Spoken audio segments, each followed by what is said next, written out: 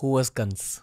Okay, sure. Like, let's rewind this a little bit and then come back to this point. Absolutely.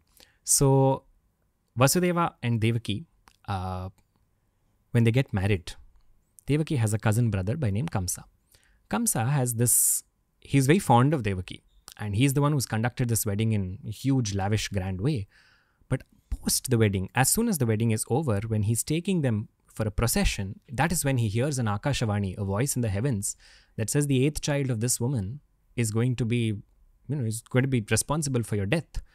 So Kamsa's first reaction is he wants to kill his sister. So it's Vasudeva who implores him and says, don't, look, the danger to you is through the 8th child, right? So we will give you the 8th child. And why 8th child? We'll give you all the children that we have, so that there is absolutely no danger to your life. So Kamsa instructs for them to be put into a jail, Vasudeva and Devaki, his cousin sister and her husband. And initially, when the first few children are born also, he doesn't even take them. He doesn't, because he knows what, he's been told that the 8th child is the problem child, literally. So he's only interested in killing that child. He has nothing to do with the other children.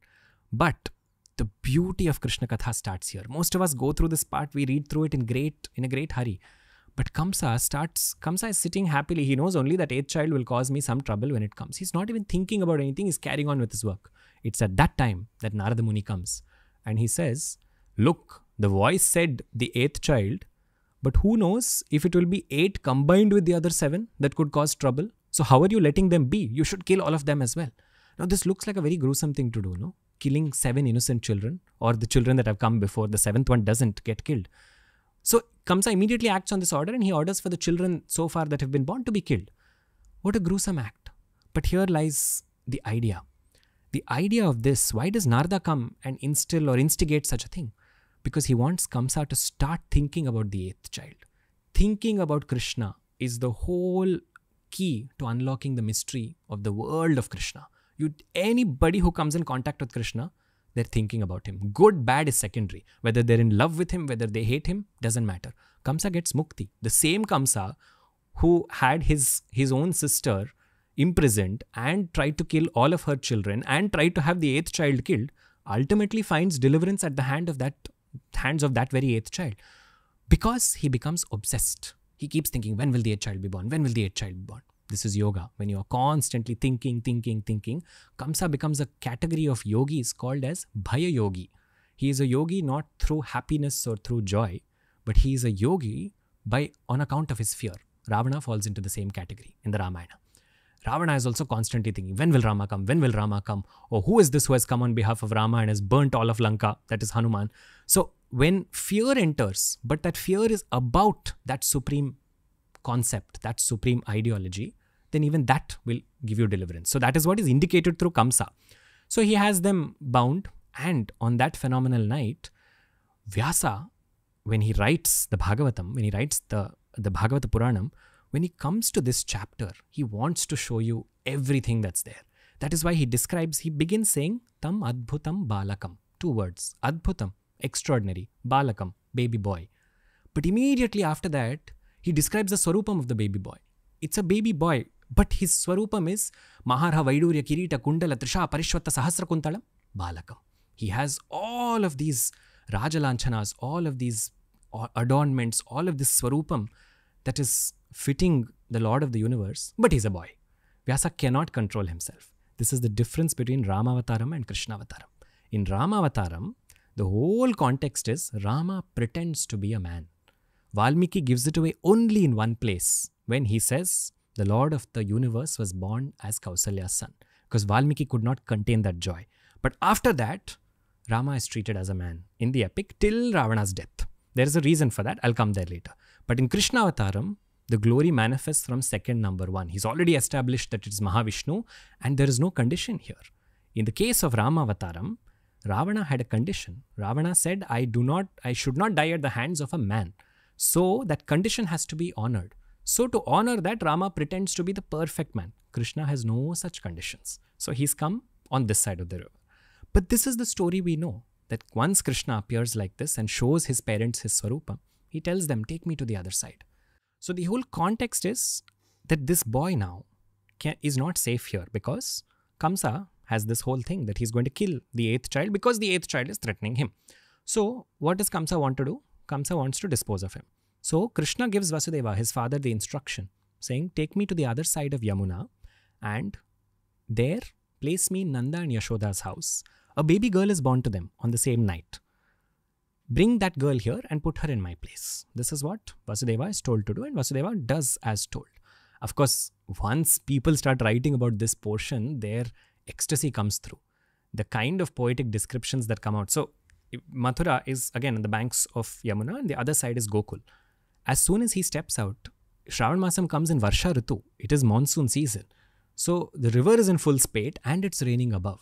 So as soon as he steps out with Krishna and his basket on his head, Adisesha comes to protect this little boy because he doesn't want the boy to get wet, because that is the one, that is Narayana himself that reclines on him.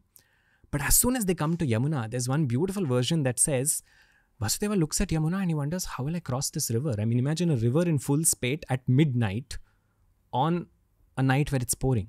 Anyone would be daunted. And to add to this fear, the river is just rising. The river is rising because Yamuna is trying to find a way to touch Krishna's feet, because this boy has just come and she wants to take his blessing at the beginning of the avataram. The second one of her water droplets falls on his feet, she immediately parts way and subdues herself. So Vasudeva walks straight across and he reaches Gokul. Now here is where the rahasyam is. Many people don't know this. We all think he goes there, he swaps the baby girl and the baby boy and comes back. That's not what happens. On the other side of the river, Nanda and Yashoda, Nanda is a chieftain of a local tribe there. Nanda's wife Yashoda, they have a baby girl is what they think. What they don't know is along with the baby girl, Yashoda gave birth to a beam of light. So this story is not told in the Bhagavata Purana. It is told in other Puranams. What this version says is, when Vasudeva went and exchanged Krishna, when he placed Krishna over there, this Krishna and that beam of light merged. What's the rahasyam here? The rahasyam here takes us into a completely different world. What we know is that Vishnu incarnates as Krishna. Vishnu takes form as Krishna. This is what we understand from the realm of Vishnu. But the realm of Krishna extends beyond this. The realm of Krishna says that just like Vishnu has an eternal world called Vaikuntham, where he is with Mahalakshmi, we spoke about this last time. Just like Vishnu has this realm, Shiva has a Kailasa, Devi has a Manidvipa, every divine presence has their own loka. Just like that, Krishna has an eternal loka, which is called as Goloka. That's not Goloka here on earth. That is Goloka, which is beyond Brahmandas, beyond the universe. For all the other avatarams that Narayana takes, it is only Vishnu in Vaikuntha who comes and takes form. For this avatara, it is both of these who come together, meaning Vishnu in Vaikuntha and Krishna in Goloka. Vishnu in Vaikuntha came to Vasudeva and Devaki. I told you, right? He showed his Swarupam with Shankha, Chakra, Gada, Padma. That is Vishnu in Vaikuntha. The other Swarupam, which is Krishna and Goloka, came as the beam of light to Nanda and Yashoda. So both of them merged, and this avataram is both of their merging together. That is why if you see the names of Krishna, one of the names given to Krishna is Nanda Sambhava, the one who was born from Nanda. How can we say that based on the regular story we know? Technically, Nanda and Yashoda adopted him, though they didn't know they were adopting him. But that's not true. He was born to them as well. The whole idea is this avataram is Adbhutam. This is extraordinary. This is something special, and the stories keep highlighting that and they keep coming back to that. So that is the entry into Gokulam, which marks a very different phase in Krishna's life. Because now the whole, and this also marks the difference in Janmashtami. In Janmashtami celebrations, Janmashtami is split across 2 days, even now. The first is the day of Janmashtami, which culminates in the puja that happens at midnight, because that is when he takes avataram. That the next day, so it's the next day that Nanda and Yashoda, when they wake up, they realize, oh, there is a baby boy here. And that's when there is an Utsav in Gokulam.